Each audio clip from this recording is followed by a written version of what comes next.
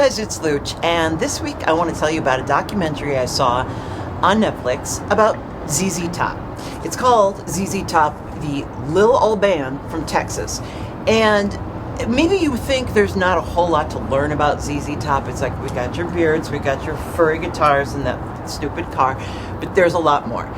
The documentary is really interesting when they go way back to their earliest beginnings in Texas when they were in psychedelic bands. So they had short hair and paisley, and you can't even imagine that becoming what it became. But the marvel of ZZ Top is that all three members have been in the band the entire existence of some 40 years, which is pretty crazy.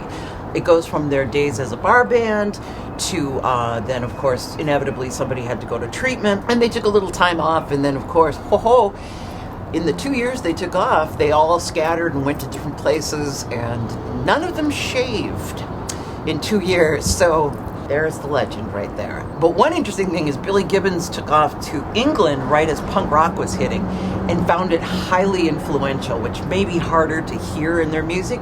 They've always insisted, we're not a blues band, we're a blues rock band. They're super proud of being from Texas.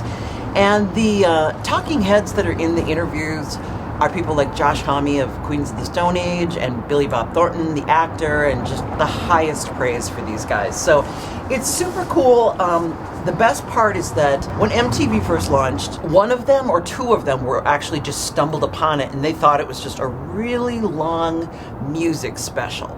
And they were calling each other going, "Are you watching this music special?" And not realizing that it was an actual channel. And then obviously they became stars because in the early days of MTV, it was just like anyone who had a video got the airplay.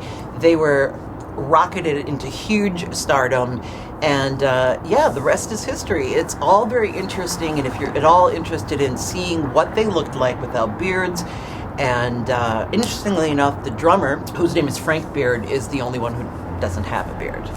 But it's on Netflix, and you should check it out. How?